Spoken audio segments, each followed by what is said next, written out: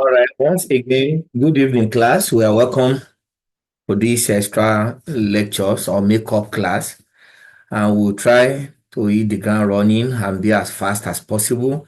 So we'll cover ground. Minimum, we'll look at just two topics today: financial analytics. Then we'll look at tax analytics. Then we'll call it a day. Now, to start with, when we talk of financial analytics, just by way of general overview, even as I share my screen, we have it here, what we're going to see today. That's the first financial statement analytics. Generally speaking, when we say financial statement analytics, remember we've laid that foundation in our previous lectures that data analytics is all about the collection of data, sorting or surfing this data. Some call it data cleaning. You have to collect the data. You have to analyze the data in order to clean it so that the ones that are not germane to decision making will be taken care of. Because garbage in, garbage out, if the data that will form the basis of decision making is faulty, how faulty will be the decision that will be taken.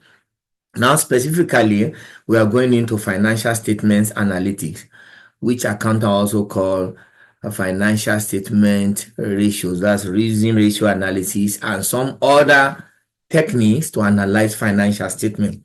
I've had a case of a chartered accountant who went for an interview, and during the interview, the guy has prepared for all manner of things. And according to that story, the guy said, "What else can they even ask me in accounting?" So he was so confident, and getting to that interview venue, and he sat. All they just did was to hand over to him a financial report, and they asked him to analyze. And I don't think that guy was prepared for that. And with the advent of AI, artificial intelligence, machine learning, robotics, we have what is called robotic process automation. Maybe sometime in the future we'll look at that one. So with the advent of all these powerful technological tools, accountants are even afraid that what job now is left for an accountant to do. And ladies and gentlemen, that's why we keep advising accountants to change as time changes and adapt yourself to the environment. You should be the one to cause the disruption so you will not be disrupted. So one of the key function or key service expected of the accountant in this era of digital revolution is advisory services. And when we say advisory services here, you may have a company or an organization that is not doing well. They have challenges in maybe profitability or liquidity or solvency or maybe their activities. These are the various categorization of ratios, which is one tool, one powerful tool in the hands of professional accountants to analyze financial statement. And I say instead of killing the head, instead of killing the goose that lays the golden egg, accountants perform what we call recapitalization and reorganization. You can now say, okay, the correct thing is for us to recapitalize or to reorganize. And some other time, you may recommend that it is better we look for a company that is external. When I say external company, they are companies in the same industry but different line, but they have a comparative advantage in some area. So instead of liquidating this company, you give them advice. Why not look for another company who has comparative advantage in a particular area? So you match so that two companies will become one. So ladies and gentlemen, generally speaking, when we talk of 9 people in waiting room. So generally speaking, when we talk of financial statement analytics, we are talking about using ratios, trend analysis, because we have ratios, we have trend, and we have all other methods of analyzing financial statement. But basically, in this lecture, we'll look at how to use ratios in analyzing financial statement.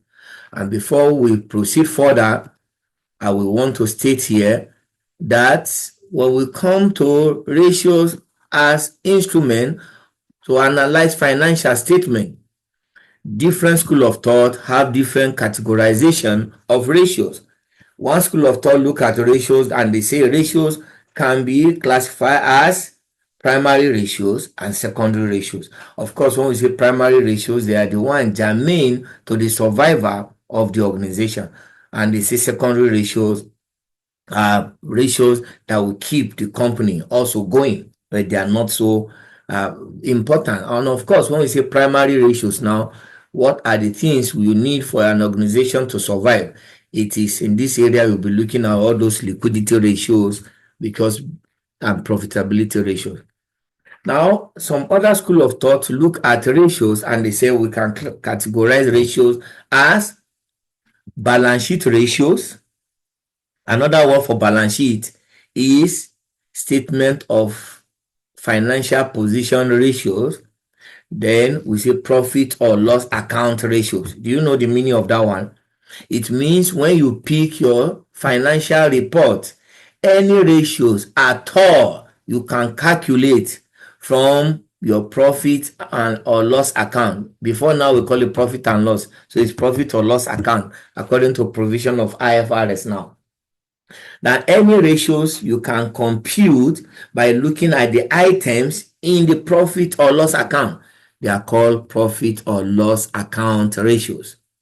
Then, when you look at your statement of financial position, any ratios that you can calculate or you can compute using the items or the elements in the statement of financial position, they are also referred to as the statement of financial position or balance sheet ratios. Example of that one, when you talk of current ratios, quick or acid test ratios, you know that one you can get all this figure from your balance sheet. And when you go to profit or loss account, you can talk of operating profit margin, you can talk of net margin, you can talk of gross margin. All these items of ratios can be computed effectively from profit or loss account report. Now, we now have a general classification, which is what we are going to focus on. I'm just explaining generally, it's something you know already, ratio analysis, just reminding us of what we know already. Now, there is this general classification or categorization of ratio. You can take note of this if you have your writing material. Anyway, I'm also recording this lecture and I'm going to share with the class after our lecture is over. I'm going to share on your platform. Now, this evening, we'll focus on the general categorization of ratios. And in this general categorization, no matter how you look at ratios, all ratios ever available to analyze financial statement will fall under one of these general category. And it is in this category we have number one categorization is referred to as the profitability ratios. You take note of that. Profitability ratios. And when you are asked to write short note, what do we mean by profitability ratios? These are ratios that have been designed to measure the profit level or the profit of an organization. The profit of an organization can be a company. It can be a general business enterprise, GBEs, as we have it, even in the public sector. Later, we're going to see that when we say GBs, government business enterprises, they are enterprises owned by government. But instead of those enterprises expecting government allocation, government is also expecting such enterprise to do business and earn income. That's profit. So, ladies and gentlemen, if I take the first categorization of ratios, as I've mentioned, I say profitability ratios. Is under this category, we have ratios such as gross margin, net margin, operating profit margin. We have return on capital employed. We have return on assets. We have return on investment, to mention but a few. These are profitability ratios. Now, the second category, I'm just taking a general overview now before we look at what we have here, because what I'm going to share with you, as you see on the screen, they are just questions and solution. But it's good we remind ourselves of all these ratios, the way they operate. And of course, it's not at this stage I'll be telling you the formula for gross margin, that this is gross profit all over sales or turnover times 100. Then net profit margin is net profit after tax all over turnover or sales times 100. The operating margin is operating profit all over turnover times 100. Also, return on capital employed is net profit after tax all over capital employed times 100. Let's leave all those ones. You can read them up, but it's good to just have an idea. Now, another category of ratios we have is the liquidity ratios. Liquidity ratios. These are ratios that has been designed to measure or to access the liquid position of the organization. Do you wonder why a company will declare an after-tax profit of 20 billion naira? The same company is struggling to pay a debt of 10 million naira. What an anomaly. And that's why we advise people, you want to invest your hard-earned money in a company. Don't be carried away. Don't be carried away by that profit figure. Declare on the pages of the financial statement.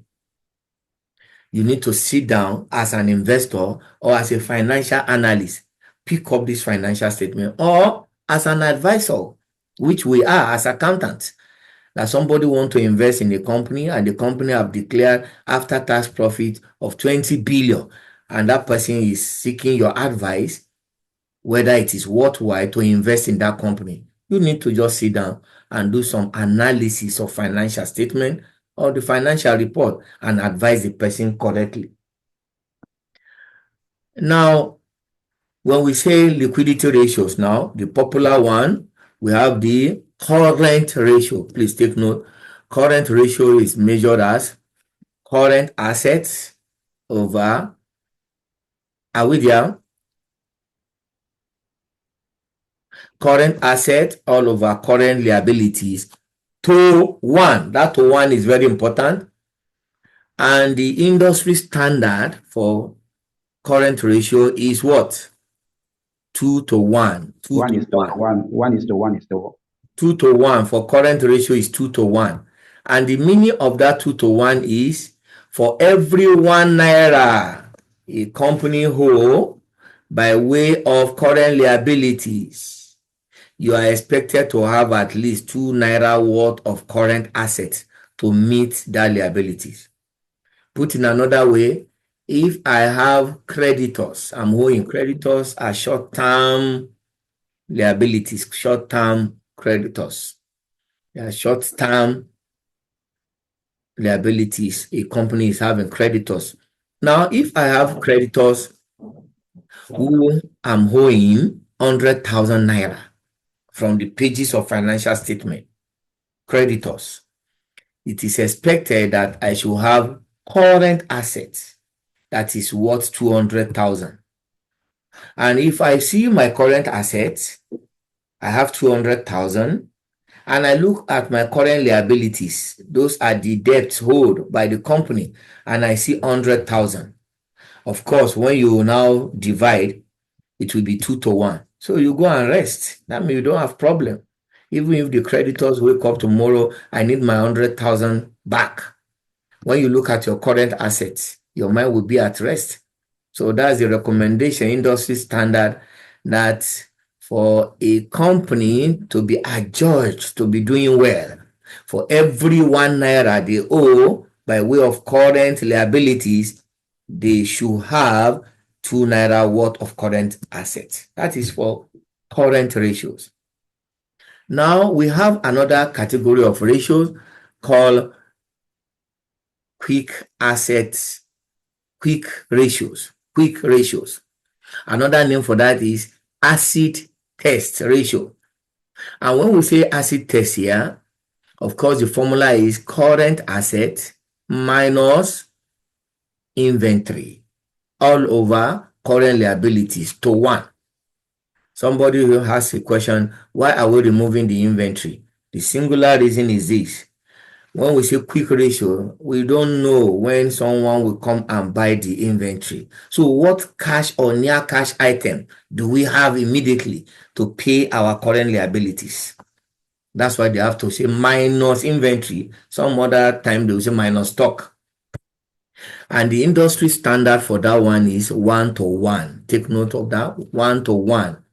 And 1:1 there means for every 1 naira a business owe by way of current liabilities, the business is expected to have 1 naira worth of cash and near cash item to meet up the liability.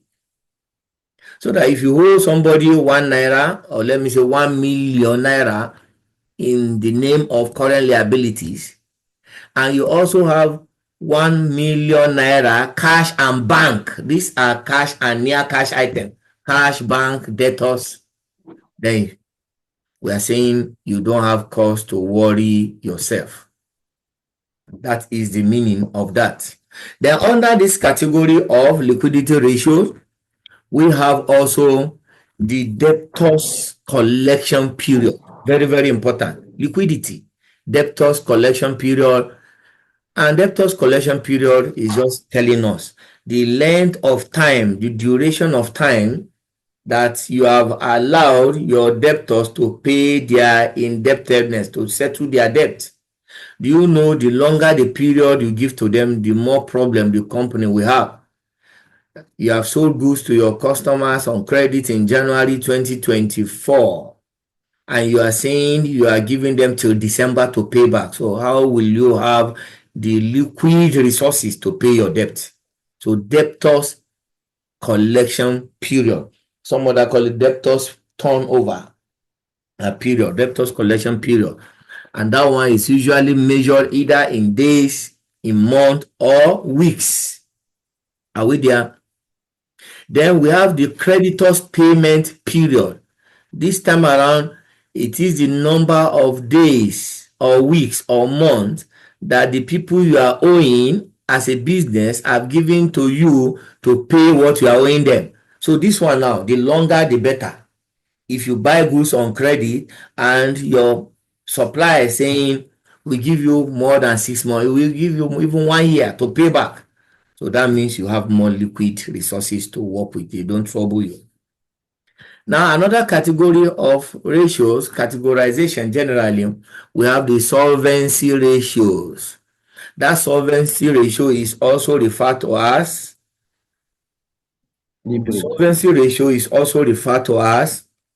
stability ratios. And we call it stability ratio because it depends, or it will decide how long a business will remain in business. Stability in the sense that you have collected money from the long-term creditors by way of debentures, and you know the law empower debenture holders to file for liquidation when you default in paying them. So in solvency ratio, of course, we have debt capital over equity. That is one. We have debt capital also all over total capital employed. You want to see the ratio of the money you are owing to outsider compared to all your long-term capitalization. So that's why I say number one, we have debt over equity. We have debt over total capital employed. Then we also have interest earned times interest earned. How many times will your profit after tax cover all your fixed interest charges? If you have profit after tax of 5 million naira and all your fixed interest charges, the one that is due to the long-term creditors, is 1 million naira. So it means your profit after tax can pay your fixed interest charges 5 times. You go and rest. But where the reverse is the case, that maybe your profit after tax cannot even take care of the fixed interest charges, and the law has empowered the long-term creditors to file for liquidation of the company. That means your company is unstable. That's why we call it stability ratios. Now, another category of these ratios under the generic categorization is the activity ratios, activities ratio. Under this activity ratio, we want to measure the effectiveness of operation. And this is where we have items like inventory turnover. How many times do you turn your inventory? How many times do you replenish your stock? Inventory turnover. We also have the debtors turnover. We have what is called asset turnover. How much of your asset is being converted or is being utilized in your sales? Asset turnover, inventory turnover. Even this other one I mentioned when I say debtors collection period, creditors payment period also qualify under these activities ratios. And the last category of ratios we have in the general categorization is the market ratios. Some people call it market ratios. They also call it shareholders ratios. Some also call it investors ratios. And it's under this category we have all these ratios like earnings per share, dividend per share, earning yield, dividend yield, PE ratio, that's price earnings ratios, to mention but a few.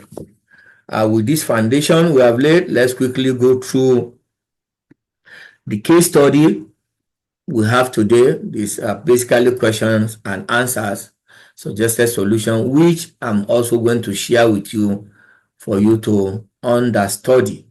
I know you don't have time again. Your exam is already here. Now, if you can see the screen very well,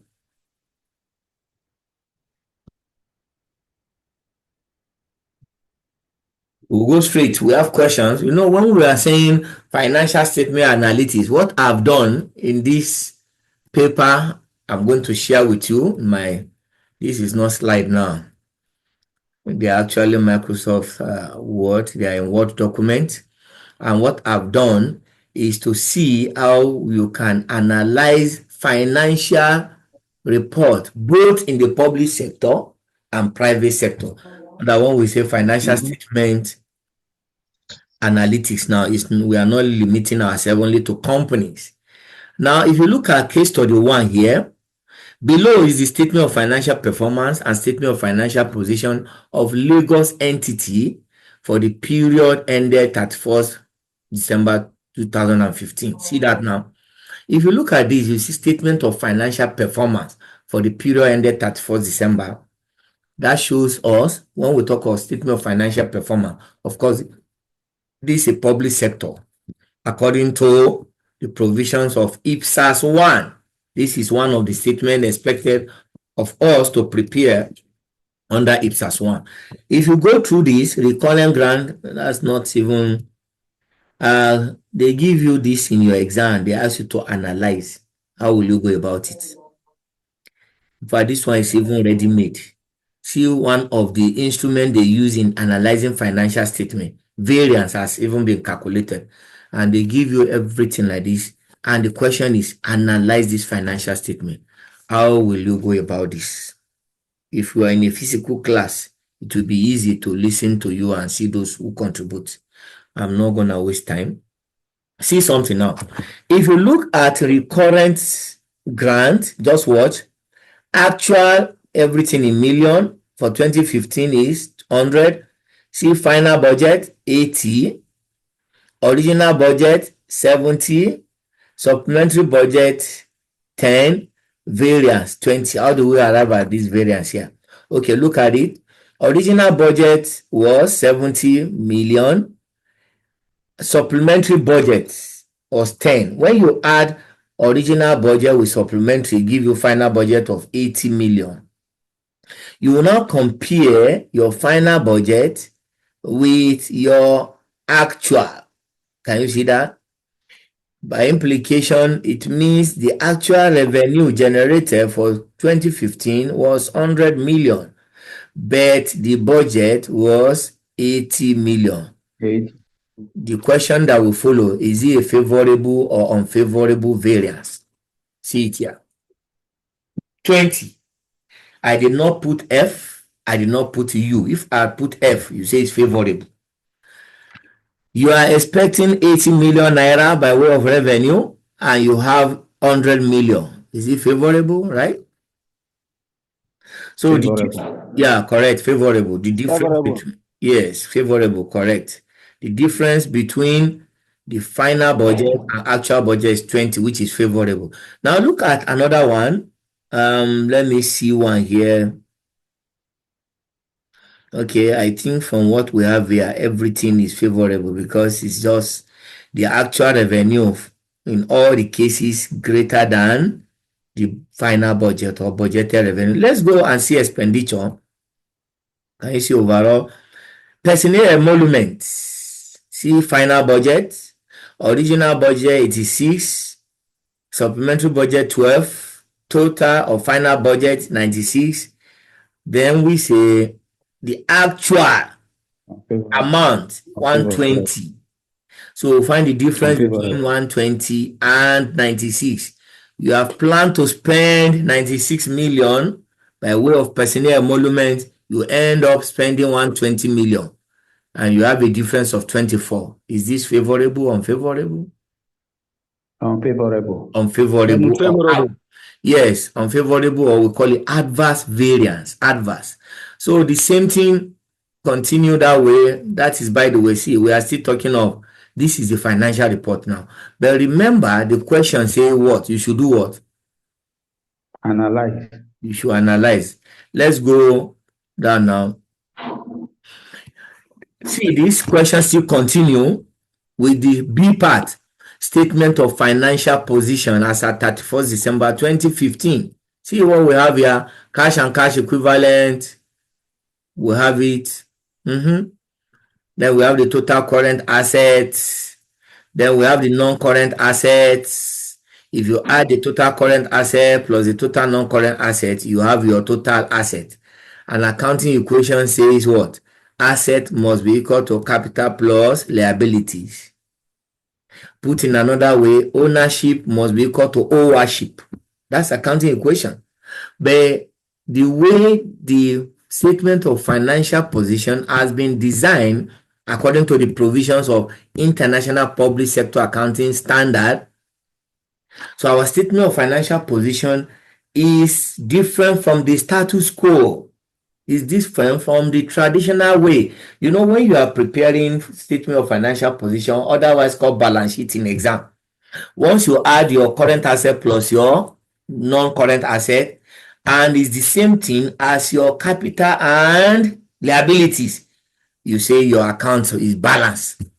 But for statement of financial position under IPSAS, what we have is net asset must be equal to net asset. And there are two ways you can define net asset. Number one, net asset is equal to what? Total asset minus total liabilities. If I want to buy over Anna University, for example, and I want to use the net asset method of valuation, I will ask Annan or the management of Annan two questions. What is the value of the total asset of Anna University? If they tell me 100 billion, I will ask them a second question. What is the total liabilities they are owing? They tell me 20 billion. All I will just do, I will say 100 billion, which is the total asset, minus 20 billion, which is the total liabilities. That means 80 billion. It means the university is worth 80 billion. That is one way to calculate net asset. So net asset also means net worth. Is the net worth. The same thing for a private company want to buy over Zenny Bank. Ask them that two questions. We are not going into financial management now because in financial management, we have various methods of valuing business. This one that talk about net asset basis of valuation. You just ask two questions. Your total asset, ask the company your total liabilities. Deduct the liabilities from the asset. It will tell you what they are worth. So that's what we have done here in this statement of financial position. We have a total asset 881.20, all in millions. Then we have the total liability, see it 408.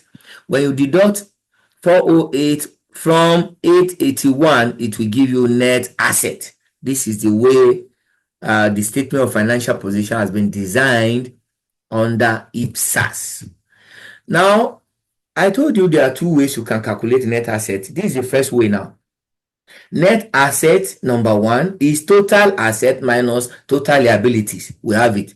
So once this one now give you the same figure with the second way of calculating net asset, which is all your reserves plus capital, accumulated capital plus reserve. That is another way. Let me give you the one that is easier for you to, the one we are familiar with. In the private sector, when we say shareholders equity, what do we mean? Do you know shareholders equity is the addition of ordinary shares plus all reserves? And when we say all reserves here, reserves can be capital reserve or revenue reserves. Example of capital reserve is share premium. Then when we say revenue reserve, retained profit. So it means retained earnings or retained profit. So it means if I say ordinary shares plus my share premium plus my retained earnings plus any other reserve, and I match them together, that is another definition of net asset.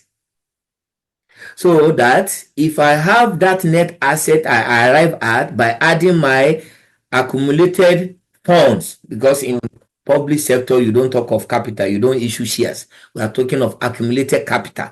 When you had accumulated capital plus your accumulated surplus, and it gives you the same figure with what we have here, which we arrive at by deducting total liabilities from total asset, then you say your statement of financial position is balanced or it agree. Now let's go to the analysis. I'm still scrolling page 4. Require, see the requirement, ladies and gentlemen. Take note of this requirement. I am sharing this with you so that some of you who have your system can also download. I don't need to wait until after the lecture. Just give me a few moments. Let me share on the class WhatsApp. Financial statement analytics.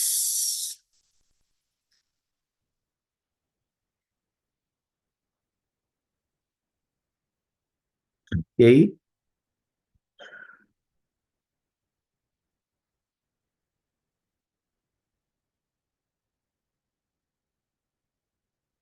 That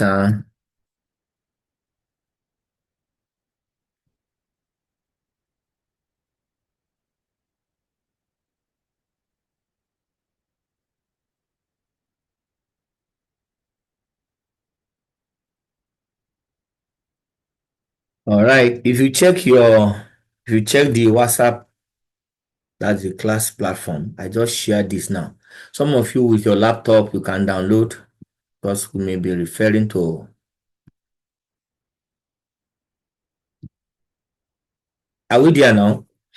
Now, see something here. Analyze the financial statement using relevant statistical, qualitative, and quantitative tools. That's why I told you earlier, in your exam, for example, we give you this kind of question or something similar. And the only thing they ask you to do is analyze. Nobody's giving you any formula of ratio. They just say analyze. How will you go about it? Now, number 2, requirements say estimate the budget discipline ratio and comment. We have what is called budget discipline. And by budget discipline, we are just saying, we are going to see that later. We are just saying how an organization adhere, or how an organization stick to, or how an organization comply with its budget. And one of the bane of our nation today is that we lack budget discipline. We have a budget, we do something different. So when we say the budget discipline ratio, I've just told you is the ratio at which, that's the rate at which a company or an organization adhere or stick to their budget. We are going to see that. Then number 3, say calculate the budget expenditure variance and comment. Budget expenditure variance and comment. That is case study 1.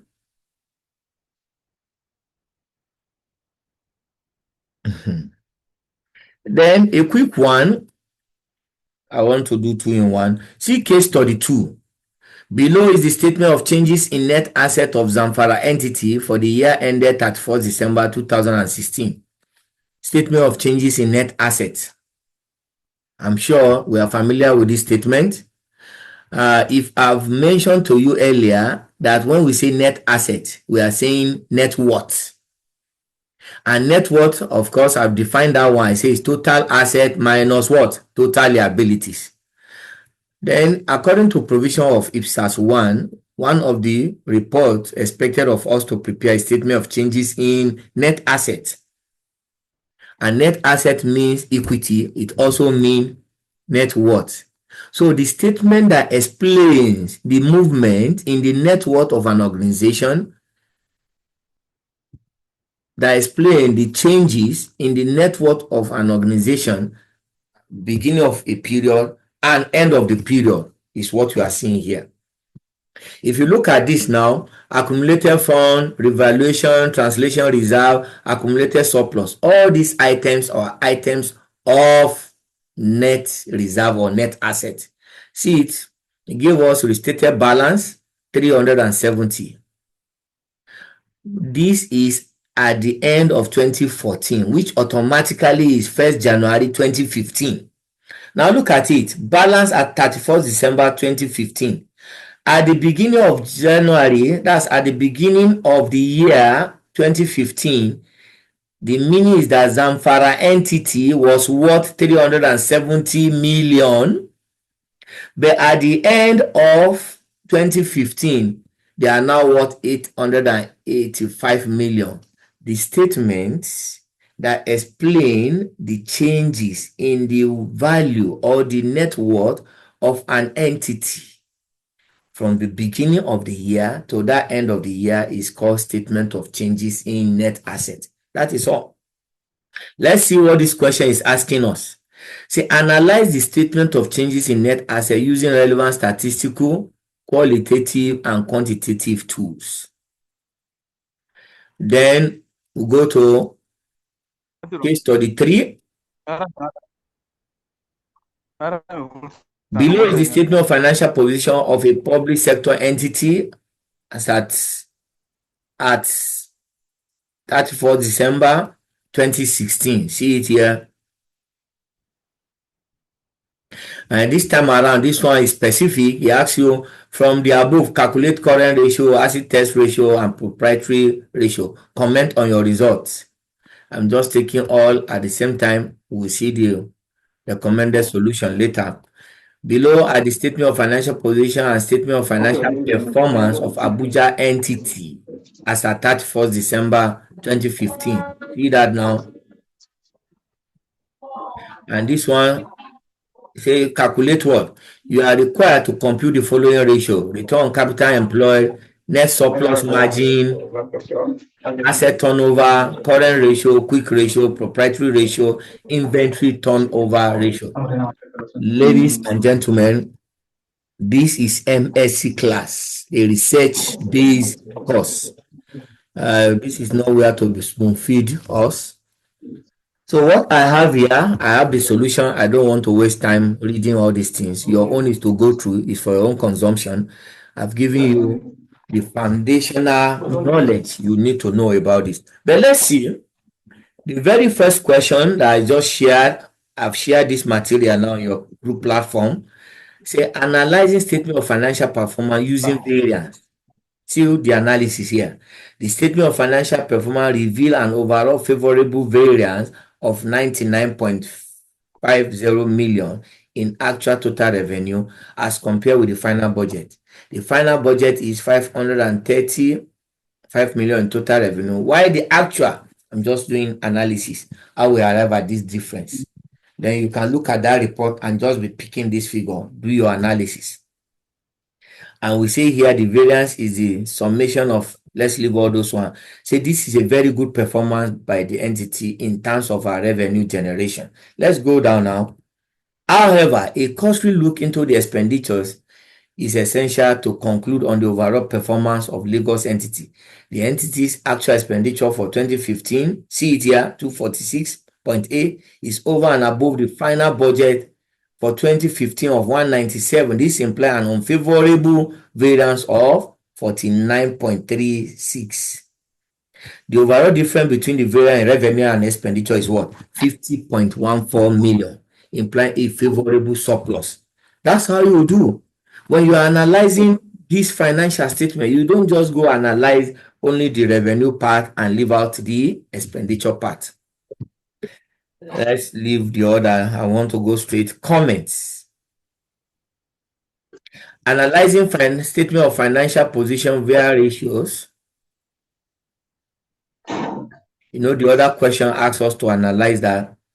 A key analytical tool to measure performance is the ratio analysis, particularly in the absence of the variance as a tool of analysis.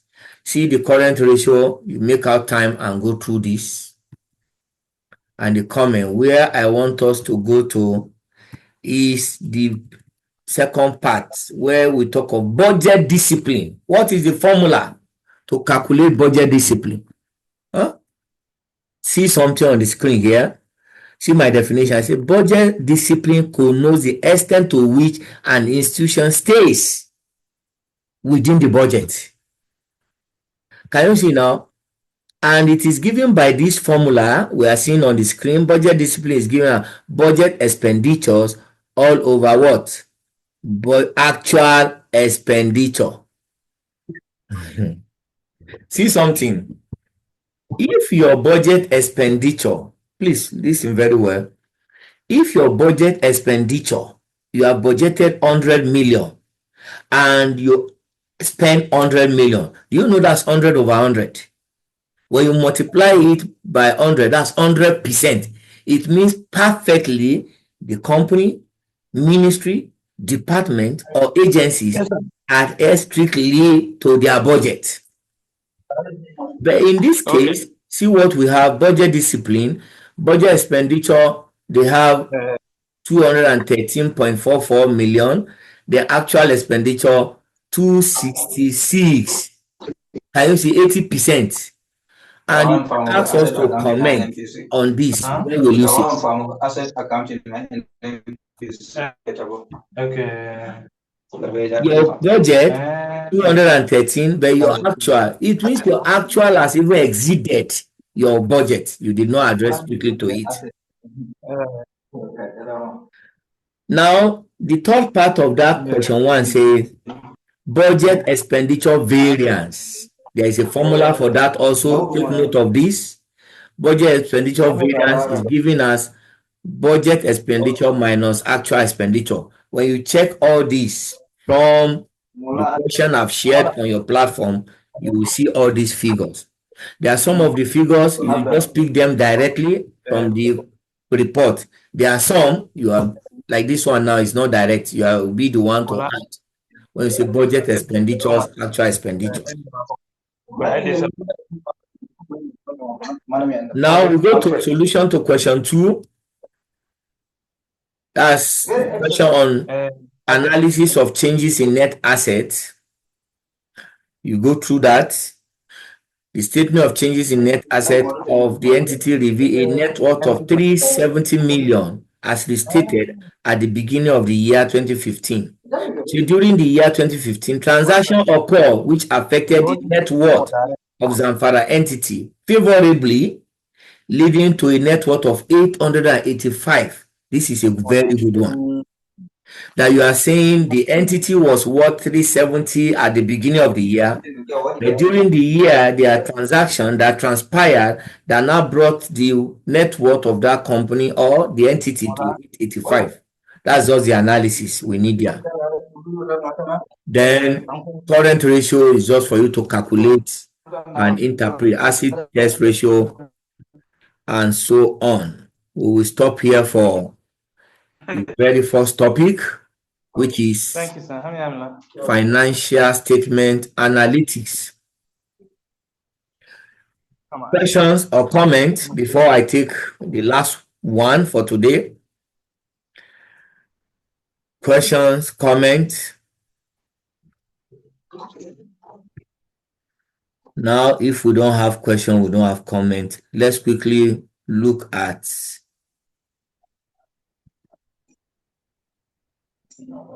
Prof, good evening, sir. Sorry, sir. Go ahead. Yeah, the question I want to ask is about that budget. You call it budget something. I can't remember precisely Budget now. discipline. Okay. There's what we do in our report. I work with the Office of the Auditor General State.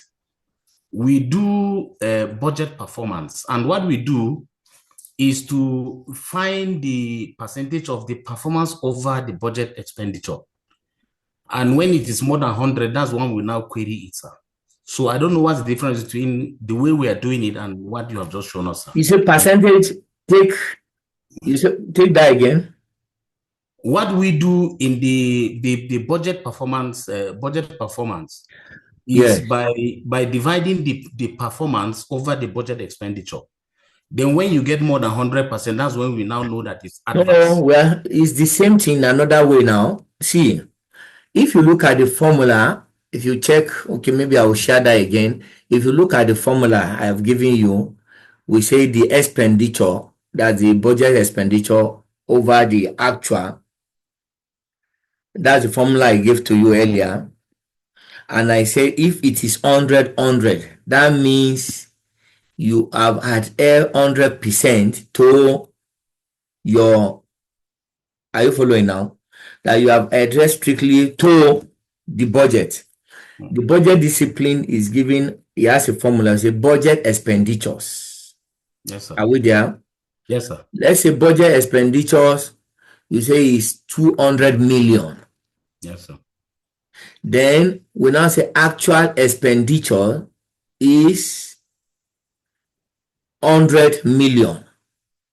Are you there?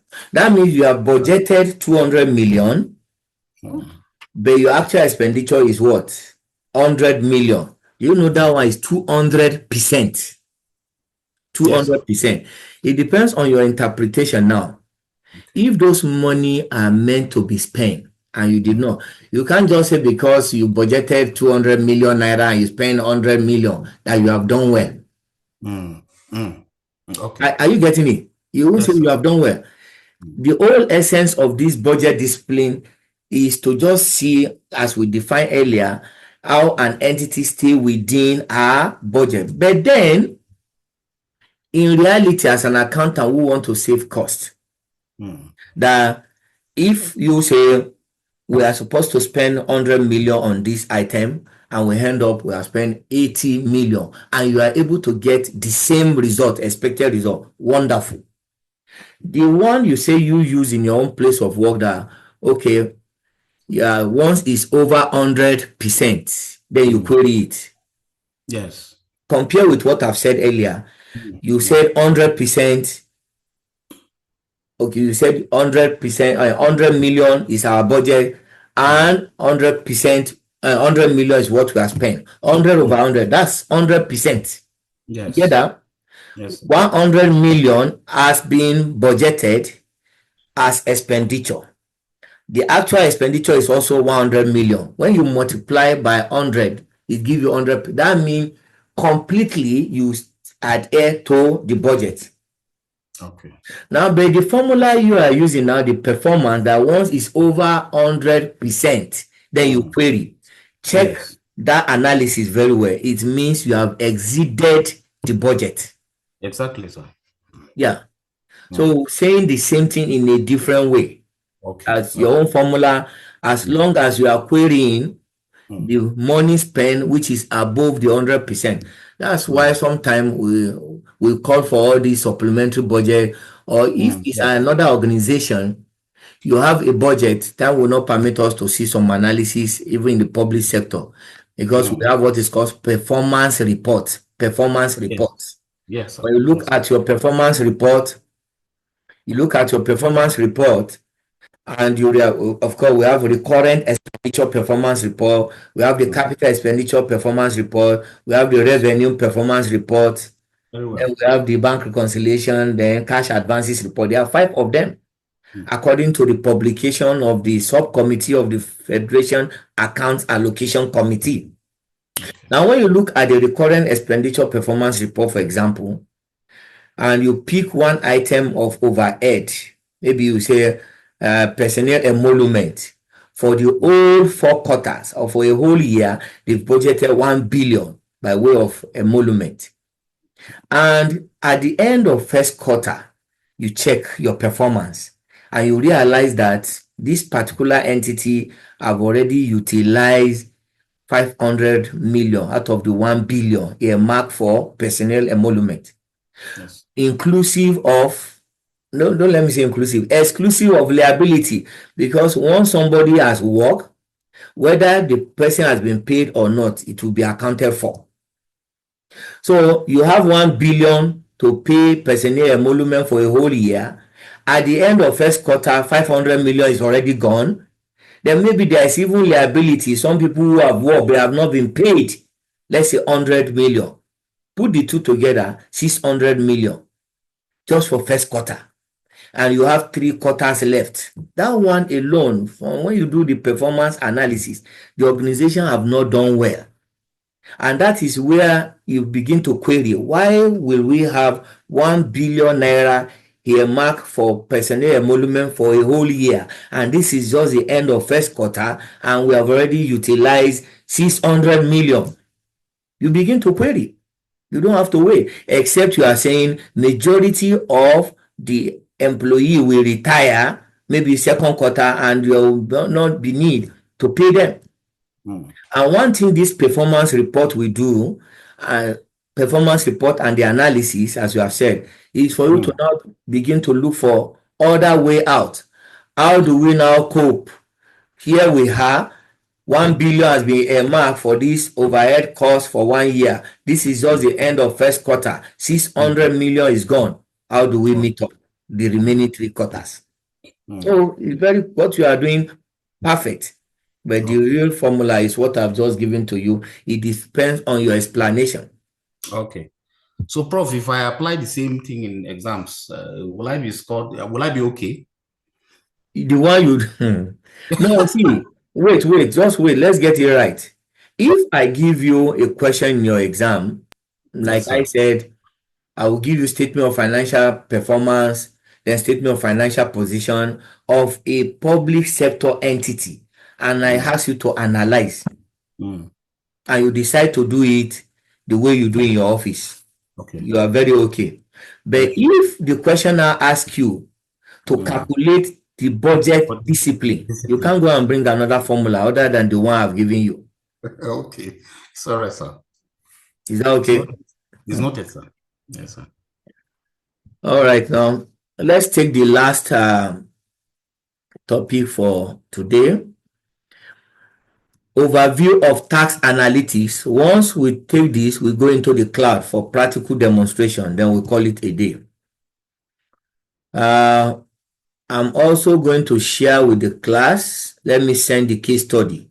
We have a case study. This one will go into the cloud. The case study will require us to see cloud accounting.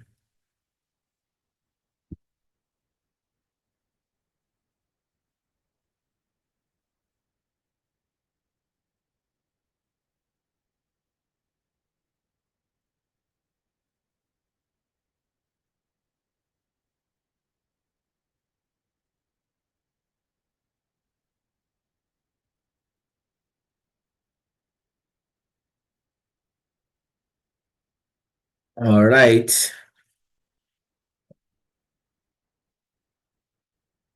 Okay, I have it. So we have a question, a case study I've shared on the group platform.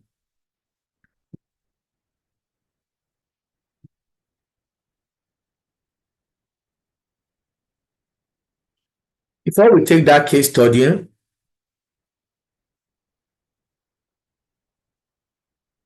all right. By way of theoretical background, when we say tax analytics, we are saying the application of data analysis techniques include advanced analytics, artificial intelligence to optimize tax management. That is, it involves leveraging technology to transform raw tax data into actionable insights. Of course, in tax, the taxpayer want to practice what we call tax avoidance. They want tax avoidance to take hold, to leverage any loopholes, because tax evasion, that one is criminal in nature and it attract penalty. But when we talk of tax analytics from the point of view of the taxpayer, the main focus is what do I do to identify opportunities for tax savings so that we pay less. Then when you look at tax analytics from the point of view of the tax authority, they want to do all they can to collect more taxes. But above all, in tax analytics, we are talking of the application of data analysis techniques in order to what? Optimize tax management, because everything has to do with tax management. Whether I'm looking at it from the point of view of a company now, we want to manage our tax effectively. And when we say tax management here, we are not saying it's not limited only to we want to reduce the tax payable by our company. No, it's not limited only to that. We also want to manage it in such a way that we pay our tax as at when due, and we pay the right tax. And if there are areas, of course, where we can take advantage of the loopholes in the law for us to pay less, of course, is part of it. And for the tax authority in tax analytics, they want to be sure that there is no income leakage of any kind. The next important thing we need to know when we talk of tax analytics is the key components, what will make up this tax analytics. Of course, the very first one, even from the definition of data analytics, is data collection and integration. You have to collect all the data, aggregate that tax data from various sources, such as the ERP, depend on the accounting system you are using.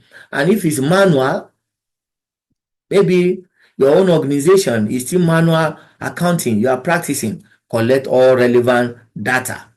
And if it's accounting software, some of the accounting softwares we are going to see shortly, they are inbuilt in the software.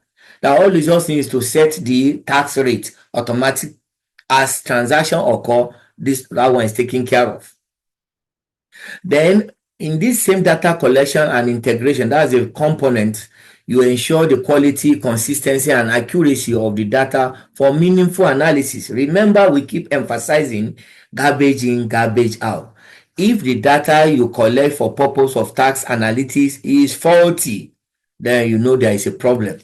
I don't know if I've shared this with us in your class, that precisely like 3 years ago, I was privileged to organize a training program for the managers and directors of Federal Inland Revenue Service in Nigeria, FIRS staff. That's their directors and managers. And we had 2 batches of that training in Lagos. We had another 2 batches, that's stream 1, stream 2 in Abuja. And while we were in Lagos, is it during this first stream or second stream thereabout, we're looking at forensic analytics. Actually, it was forensic analytics, and we dabble, of course, into task. And I took them a practical demonstration that as a tax expert, or you have been assigned by your organization, you work in the Federal Inland Revenue Service, or is it the state internal revenue, they now ask you to go and check. Maybe something put them in doubt. They realize that a particular customer or a particular taxpayer did not remit what he has been remitted before then. before a particular year, and you have been given the assignment to go and check. How do you go about it? Very practical. And when I now did a demonstration, we went into I took them to the cloud environment to see how tax is being reported. So after that demonstration, which we are going to see shortly, one of the directors who attended the training program now raised his hand. It was time for question and comment. He told me, he shared his experience. He said, Prof, he said, before I came in for this training workshop, I was assigned to go to Port Harcourt, to go to a client, a company whose tax remittance put the service into inquiry, because they've observed for the past years or so that has not been what this company remit. So they have to go and investigate, special investigation. And of course, when he got there, he asked them, let me see your record, bring all the data, relevant data I want to check. And when he talked to them, they told him they are in the cloud, their records are in the cloud. And that guy said, you should tell me the truth. That was the first time he was even hearing about cloud, that all their data is in the cloud. So since he has not been to the cloud before, he doesn't even know what next to ask them. So they gave him what they wanted him to see. So when they gave him all the record they have in the hard copy or whatever, he did his report. But he left that place, he was not happy, he was not satisfied. No information hidden. He said, Prof, with this one you have shown me, or you have shown us, after this training, I will go back to my organization, talk to my superior. They should allow me go back to that company now that I know what to do. So when we talk of tax analytics now, it depends. Where are you collecting the data from? Is it ERP? Is it from the cloud? Is it from accounting software? Is it from manual system? That one is very important. Another component when you come to tax analytics is data analysis techniques. What technique are you going to use? Is it descriptive analytics? Remember, we've discussed all this one. Descriptive analytics, the one that will focus on the past tax trend. You want to see the record of the tax the company has been paying or you have been paying from the past. That's descriptive. Now, or predictive analytics. Can you forecast the tax you are likely to pay as a company or as an individual with multiple sources of income? Or prescriptive analytics that you can recommend, as from the data we have gathered about tax of this company, we should be able to recommend actions to optimize tax planning, minimize liability. So if I want to put it in summary, when we say key components of tax analytics, after you have collected your data and integration, let me just say data collection, that's tax data. You should be able, people are joining the class lately, distracting the class, no problem. After you have collected all the relevant tax data, you should be able, let me close this now. Better.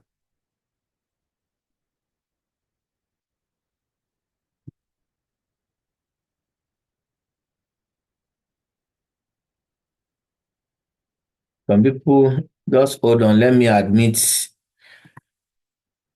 the correct thing will have been to give this assignment to the class governor to be admitting people.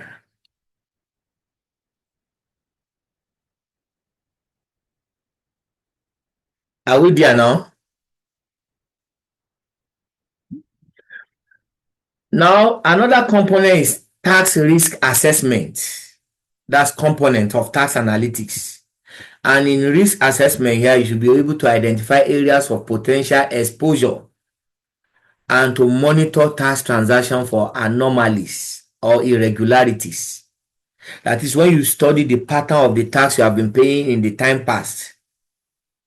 And you now study it very well. Why are you studying it? To identify anomalies. Okay, this year we'll pay this tax.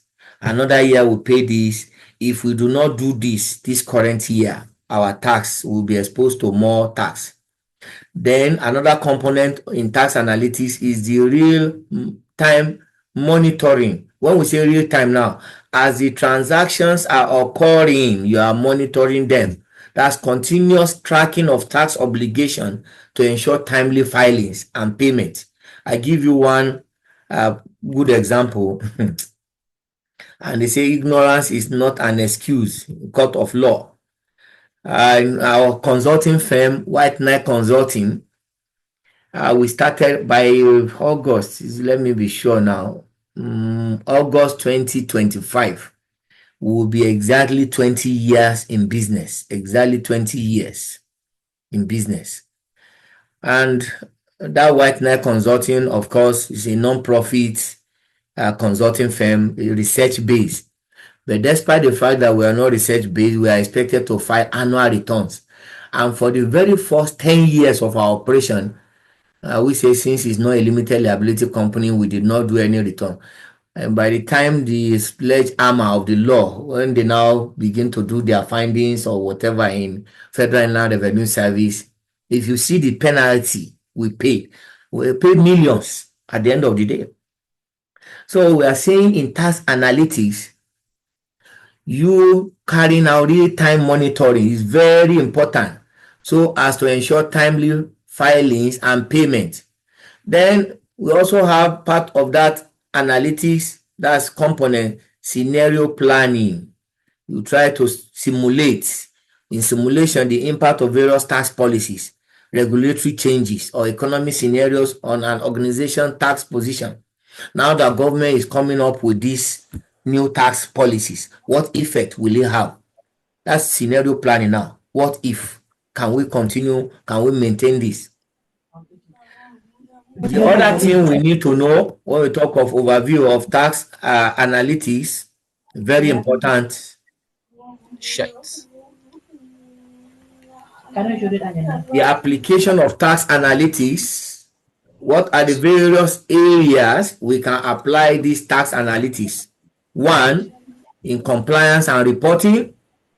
Then tax strategy development, very, very relevant. Audit and risk management. In transfer pricing. Then value added tax and indirect tax management. And the last thing before we see the practical, we have technological tools in tax analytics, because the essence of this class is not just to discuss theory. We have to touch some practical aspects. So when we say some of the tools you can use in tax analytics include, number one, data visualization platforms. An example of such data visualization platform is what we call Tableau. We have Tableau, we have Power BI for creating dashboard and graphical representations. Then we have the advanced analytics software such as Python for predictive modeling. Then we have tax specific tools, specialized software, SAP. And of course, in Nigeria, we also have tax software. Organizations have their own, and the FIRS Tax Pro Max. I'm sure we know that one, Tax Pro Max. That's the software.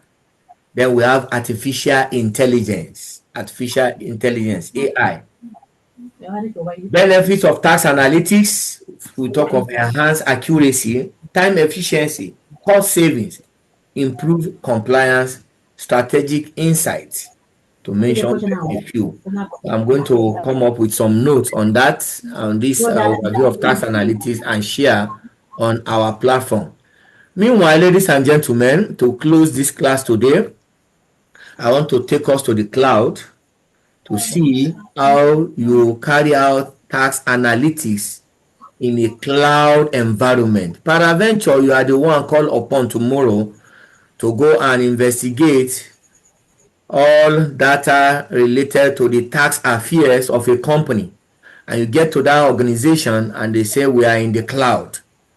This particular case study will give you an idea on how to go about the assignment. That's the essence of this. So I'm going to share on my screen the case study. Let's share the case study, then we look at it in the cloud, and we call it a day. Case study. I think I have it now.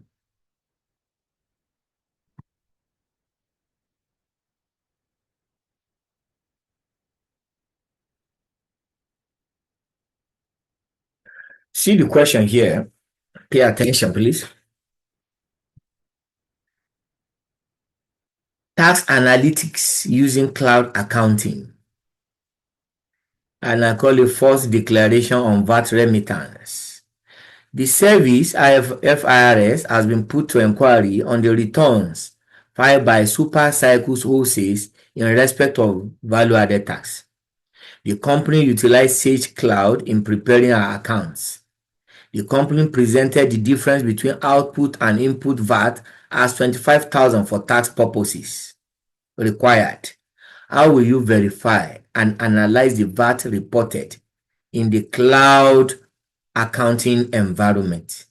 And I give you a link here to Sage Cloud. See it here. accounting.sage1.co.za. Now listen, ladies and gentlemen. Before you go into this assignment, before we go into the cloud, it's good you have an idea of what this question is saying. What this particular company called Super Cycle is trying to claim is that we have VAT output. We have input VAT, output VAT, or yes. Output VAT is the one related to customers.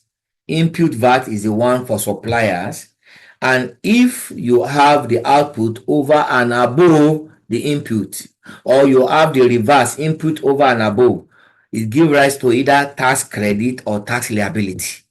But what they are claiming is that the difference between their output VAT and input VAT was 25,000. And they say they are in the cloud. And I've mentioned to you earlier that for companies who have ERP, enterprise resource planning, or you use cloud or use accounting software, the tax rate is inbuilt. So all you need to do is to go and either cloud or where, go and check, carry out your investigation, write your report. So to do this, ladies and gentlemen, to solve this problem, I want you to launch your browser. Launch your browser for those of you who have laptops. And if you don't have laptop, even if you are joining using your phone, you can use your phone, launch your browser, whether Firefox, Chrome, or any other one. As I'm saying it, I'm launching my own.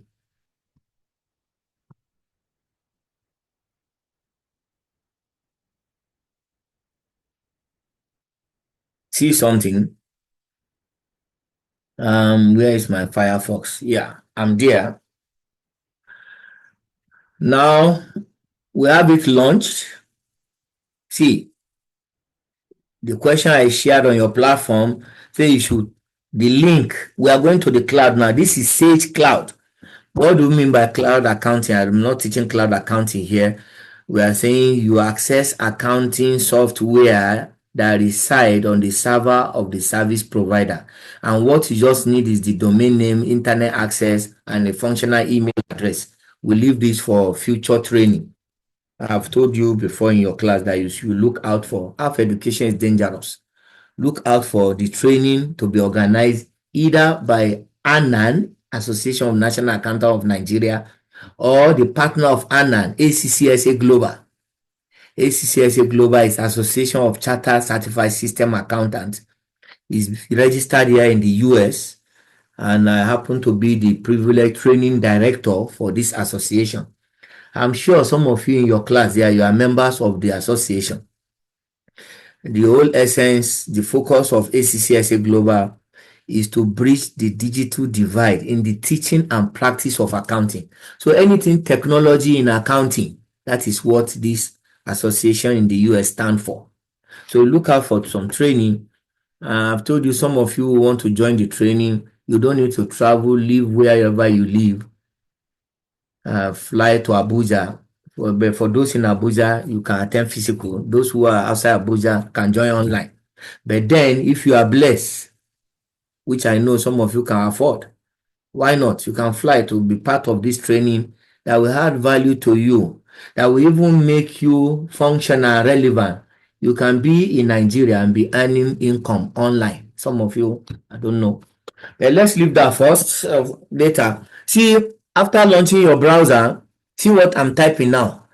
Accounting.sage1. Check it. Accounting.sage1.co.za. This is the domain name now. We are going to Sage Cloud Accounting. As soon as you have the press enter.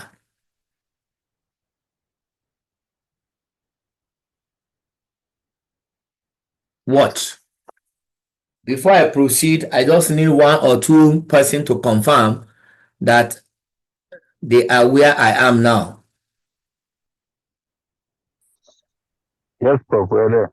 Yeah, dear, thank you. Now, hold on.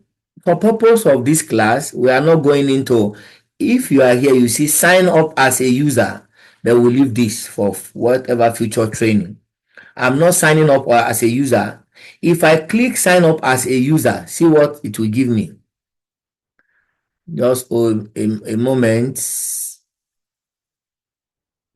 It will require me to fill in all these data: company name, product type, country, South Africa. Of course, you can change to any other country. Currency. This particular illustration, we'll leave it for South Africa. I'm not changing anything. Now, but don't do this. If you sign up, after filling all this information, you click accept. You check that box. Check this box. Sign up. The mail will be sent to, that's why I say you need a functional email. A mail will be sent to your mailbox. Then once you confirm, then it will take you to the dashboard where you can use the cloud, where you can do all your transactions. But for the purpose of the demonstration I'm doing, let me go back to where we are coming from. For the purpose of this demonstration,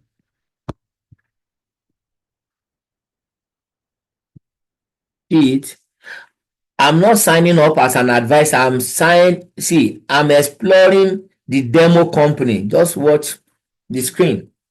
Explore the demo company. As soon as I click on demo company, watch. This is now the dashboard. This is cloud. This is cloud accounting. Another people, they use the name interchangeably. They also call it online accounting. With this one now that you have access, I'm just showing us one out of more than 15 accounting, that Sage-based accounting solutions, or the cloud-based accounting solution. We have QuickBooks Online. We have MyUp Accounting, that's mind your own business. We have all those. There are a lot of them, but we are seeing only one. Now look up. See, in this dashboard, we have quick view, but that's not where we are going. Remember, we have a case study of a particular taxpayer who has claimed that the difference between his output VAT and input VAT was 25,000. And you are the one carrying out the investigation in a cloud environment. Now you have access to the cloud.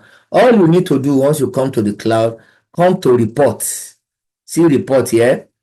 When you come to report, have you seen VAT? Now in the cloud environment, see all manner of report. Depends on the analysis and investigation you want to do. See accounting intelligence reporting, customers, suppliers, items, sales and purchases. Because some other time, your data analytics for tax purpose may not be VAT direct. It may be on the customers. Let's see VAT. Since this one is addressing VAT, I will click on this. What? I click on VAT.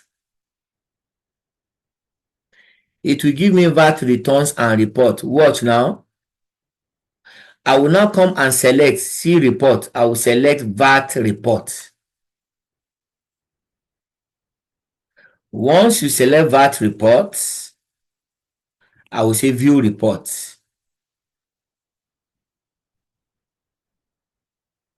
Now we are there. Super cycle rule says VAT report. You see that? When you scroll, let's see now. All these items you are seeing are output VAT for all their customers, individual customers. See all the customers here. Huh? I will now check. I'm interested in the difference between output VAT and input VAT. So you continue to scroll. They have a lot of customer. Now you get to the last item, total for standard retail output VAT. See the total here. We'll have it here. I will not stop here. Then the next one that follow is input VAT. And input VAT relate to the suppliers. Then check. See what we are doing. You want to see the summary finally. At the end of the day, see the summary, the difference between the output and input VAT. See 1,418,344. But according to the tax report or filing, they are saying 25,000. Here, we just want to confirm whether the 25,000 as claimed by Supercycle is in tandem with what is in the cloud. And you can see that it is not what they have in the cloud. We have had a case like that also where somebody said there is a tax refund or tax credit of how many million. And when they now investigated, that was not the case. If you are the one carrying out this assignment, you will not stop here. You have done one, you have checked in the cloud that what we had in the cloud different from what we have as per what was filed. You may decide to now check further. I now want to even dig deeper, more investigation. I want to see what is the rate of tax that has been provided for. We know for Nigeria, our VAT is 7.5%. We want to find out in the cloud environment, have they made provision for the correct rate? Because all these are online transactions. Sometimes the customer, especially the customer that is a novice, may not even know, may not have an idea what tax has been inbuilt there. So to check whether the correct rate of tax has been applied, see what I'm doing, pick any of these transactions and picking money cycle. I double click, watch.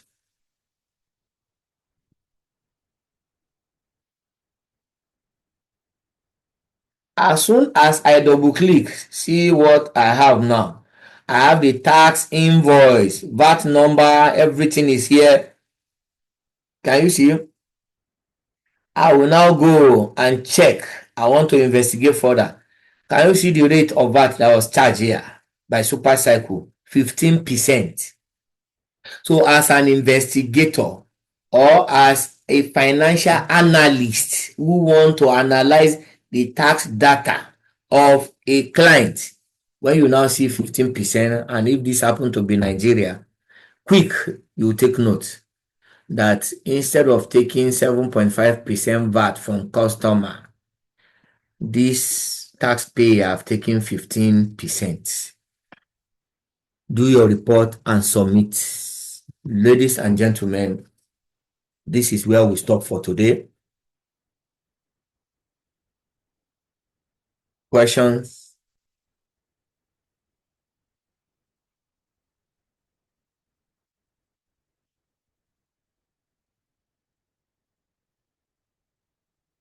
All right. Good evening, sir. Go ahead. Yes, thank you, sir, for this great exposition. It's part of the value I'm getting from attending this noble profession and course of MSc in accounting. Now, taking us to the clouds, I really appreciate it, sir. But those that impute the data into the cloud, is it part of the automation from the office at their desks? How do they impute the data that take it to the cloud and summarize this? Thank you. I like that question. Let me go back and share something with you. You know, I said just hold on.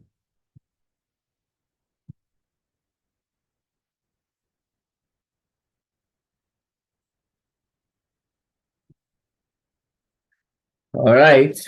With that question you have asked, let me just take us back a bit.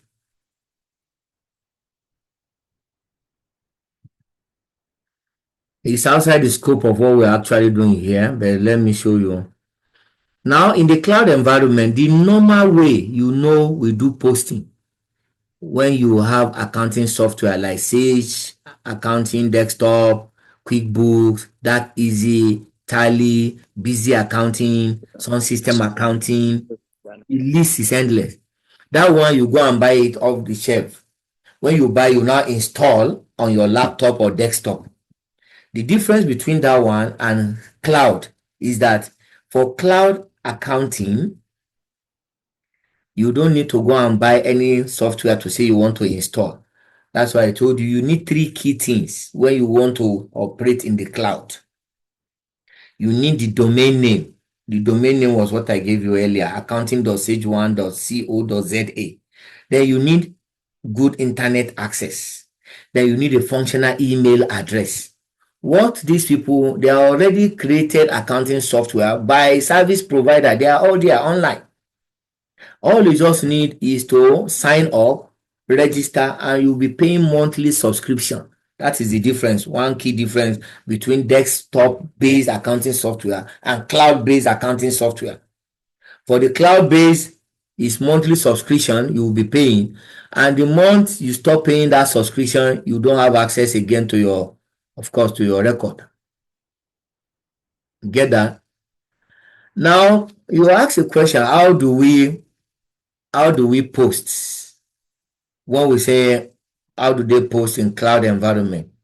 I will just show you something here. See, in this environment, if I come here, I'm not going to that today.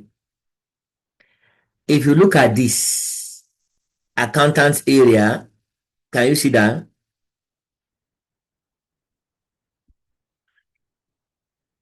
We have add account. Here, if I click on add account, watch. See how they post. Add account means you want to add maybe another record or another customer or whatever. So you come here, account name, you type the account name, opening balance. It depends on the account you want to add. Okay, that's one way. Now, the other thing I want to show us, sorry for going out here. So it's still human being. Of course, it's people who do all this posting.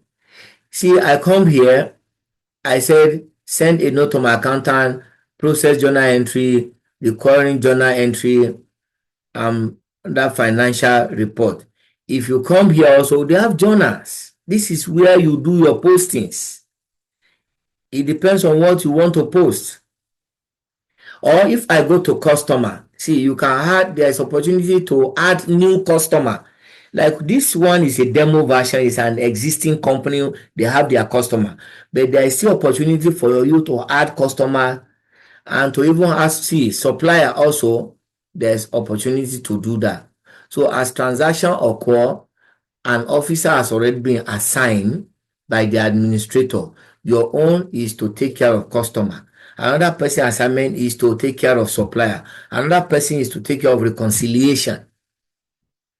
They have done all this. They are all here. Send a note,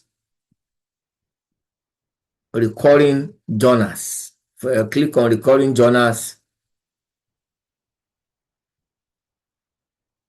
I'll show all this. Add recording journal. That's journal entry, debit, and credit. On a more lighter note now, if we really had time, but why I'm not going into that is not part of, we are talking of data analytics now for accounting. So the focus is how do we analyze data, and the data idea is different from financial reporting.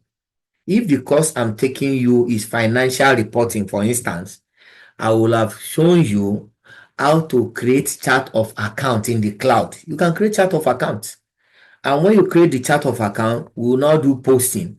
And when you do your posting, then you will view your report. But for us to do that, if I want to create chart of account, it means I will now go back to this one. I will go and sign up as a user. When I sign up as a user, and I key in all this information here. I check this, I click sign up to send a message to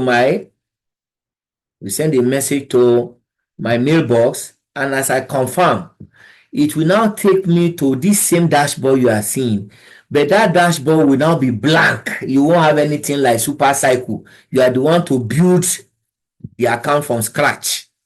That is, you have chart of account, then you now begin to post whatever transaction. I hope I've answered your question.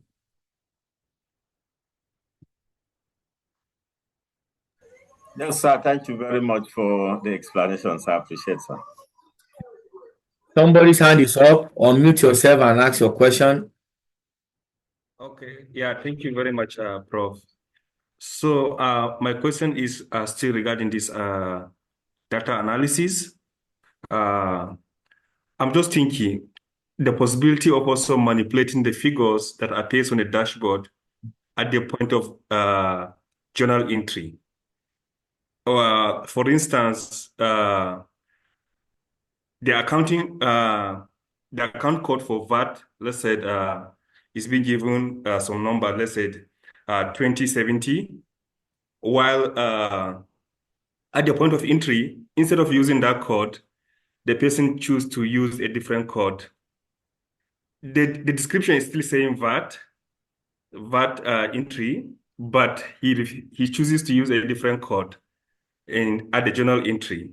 So I'm thinking the dashboard will not be able to dictate such manipulation. So how can we go about if we want to understand if the entry was also done in a proper way?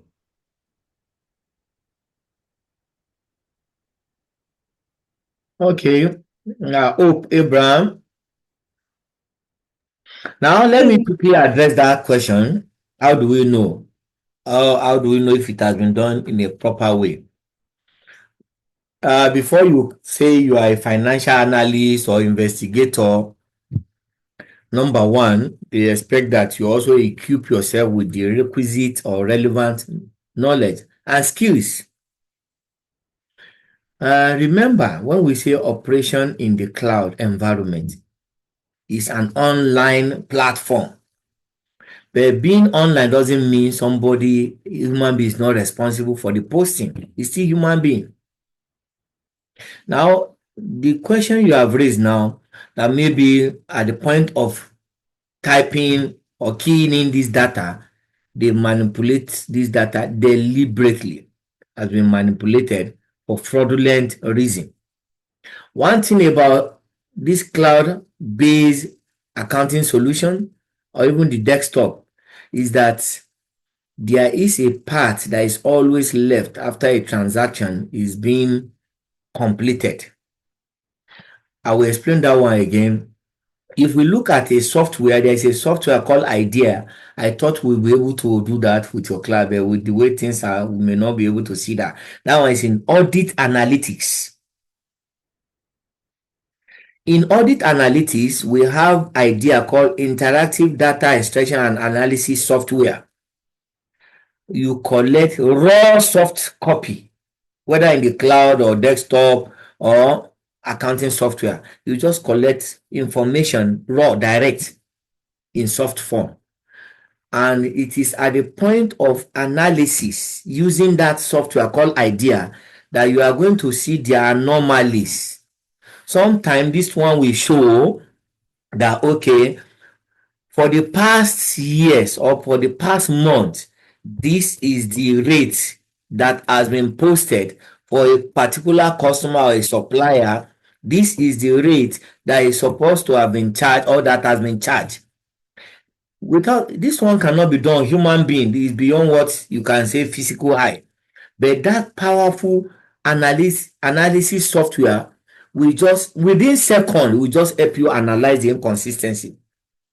That okay, this has been the data that is being keyed in all along, but this also time this is what we have. So there are software we can actually use to detect anomalies if somebody want to manipulate record.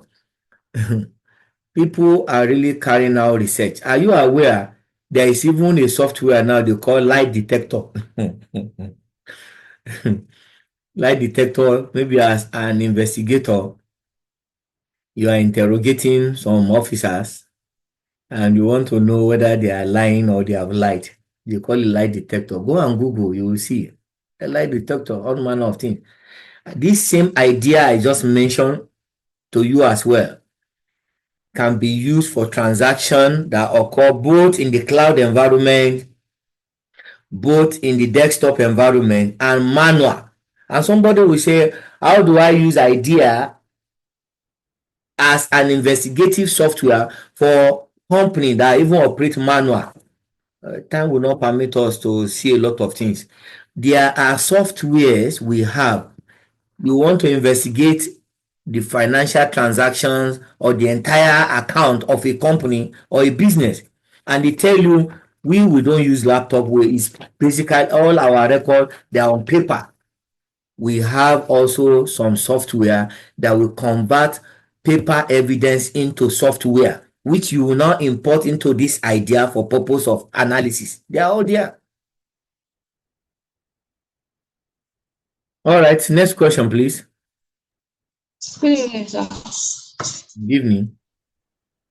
So please, I want to ask that in a situation where an organization charges higher than the VAT rate, for instance, Nigeria, that is supposed to pay 7.5% VAT and they charge 15%, what would the tax authority do? Would they expect the organization to pay VAT based on the 15% they've charged or the 7.5%? That's the meaning. See, that's fraudulent.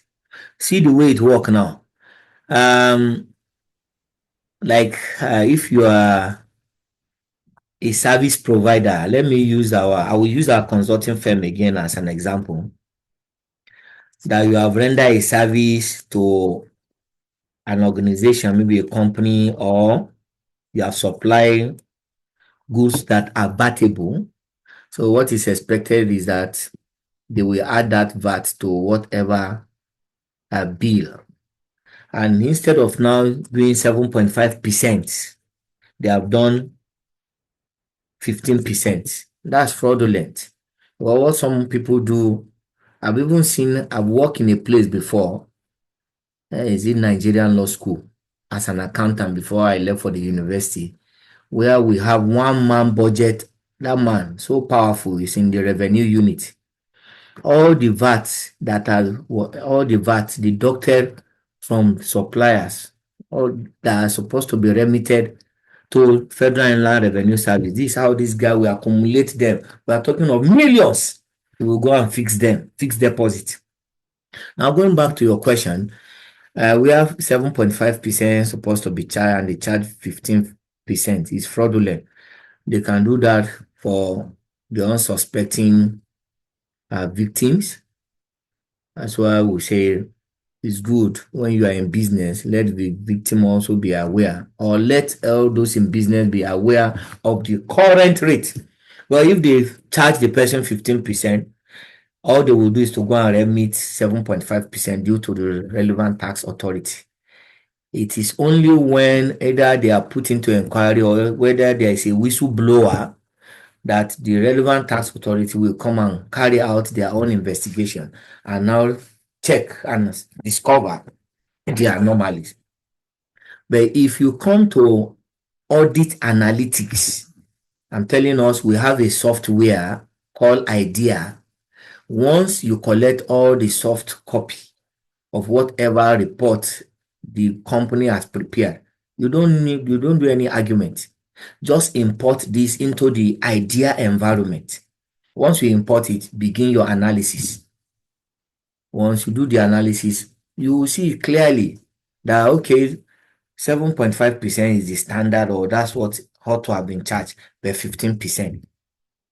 Then you as the analyst or as the investigator will be able to form your notes and ask for that question. Somebody else is asking a question here. How do I become a member of ACCSA Global? Bint, is it Binta, or unmute yourself and ask your question, please? Okay, good evening, doctor. My name is Bilkisu. It's a pleasure. Okay, it's not really a question, it's an appeal. Yeah, it's an appeal. I have to. And I just want you to go back to when you said, do we know we can be working from Nigeria and be earning in the US? Like a remote job. We are quite interested, sir. And then secondly, we initially planned to have an emergency meeting with the students. So we thought we'll be making use of our normal Google Meet link until you provided the Zoom meet. So we don't know if after the class we have our meeting. After the class, go ahead. Yes, sir. I said after the class, if it's possible for us to have our meeting. Okay, to have the meeting with this platform, or you want to use your Google Meet, I don't know. Class governor, are you there? Are you online? This platform. Yes, Is the, Prof. is the assistant class Online. governor. You want to have the meeting on this platform? Why not? Okay, Prof. That will be okay. I will see Although what I will do, class governor. I will make you a co-host. So if you have anything you want to share, you can as well use this. I'm trying to identify your name now. okay, Mundi Joshua Yes. Daharka. Mundi Joshua. Joshua, right? Yes, Prof. Mundi Joshua. I just made you a co-host now. For the purpose of your meeting, if you have a need to share slide or share anything, you can share. Okay, Prof. Thank you, Why sir. I will take my leave. Huh? All right, another hand up there. First, people interested, you want to be a member of ACCSA Global. What I will advise you do, I think I will give you some numbers. Hello, sir. I have a question. I'm actually trying to raise up my hand. Go ahead. I'm just sharing with you as we are talking. I'm using a stone to kill many birds. This is the Okay, sir. website of ACCSA Global. You can write that one down. The website is accsaglobal.org. That's the website. Then, for some of us who want to become interested, all right, that's the international presidents. Just make out time. You can go through yourself. accsaglobal.org. Take note of that. Then, the person who asked that question, you can write this number down: 090 8016 4822. 090 8016 4822. And the name of the person you will be talking to is Mrs. Farida Obandoma. Mrs. Farida. 090 8016 4822. You can also do 090 8016 4823. The person with the 4823 is Treasure, Mrs. Treasure. And if you need other information, you can also chat me up. Collect my number from your class governor if you don't have it. All right, unmute yourself. I'm seeing another hand up. Unmute yourself. Hello, sir. Can you hear me? Very well. Okay, sir. When you were mentioning when we have an exam question, when we're being asked to analyze the financial statement, you made mention of one perspective where we have to use all those ratios, the market ratio and the P, price and earning and all those ratios. Then you also said something about when you see this kind of question, that this is another method you're to use. I didn't get that aspect very well. So that's why I'm I was trying to get clarification. What we are saying is there are two ways your question can come if you are to do financial statement analytics. You can be given statement of financial performance and or statement of financial position. And the only question they will ask you is analyze. So in that case, as many ratios as possible you can remember, you can begin to use them to analyze. And some other time, another way to analyze financial statement is item by item analysis of financial statement. We also have what is called trend analysis. If you are giving financial report of 5 years and they ask you to analyze it, you may not necessarily use ratios to analyze it. That's where you talk of trend analysis. You begin to calculate the percentage change. I will give you an example. If I look at year one, profit figure, maybe net profits, I decide to use net profit. Net profit in year one is 500 million. Net profit figure in year two is 600 million. In year three is 650. In year four is 750. In year five is 800 million. I will not just ask a real analyst. I will not just look at them and say, okay, the profit increased from year one, it increased in year two. That is upward trend. I will just do simple calculation. I will find out the percentage increase year one, year two. If it is 500,000 in year one and it's 600,000 in year two, that means there is an increase of 100,000. I will now say 100,000 over the base year, which is year one, 500. So I will say 100,000 over 500,000 times 100. That's 100,000 naira increase in profit over 500,000 the base year profit times 100. It will give me an idea of how many percentage increase from year one to year two. So I will check also from year two to year three, what is the percentage increase or decrease. So with that one, I can now do my analysis. That, okay, with this percentage increase from year one to year two, percentage increase maybe 40%.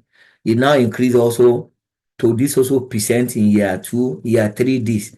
You cannot conclude that it is an upward trend.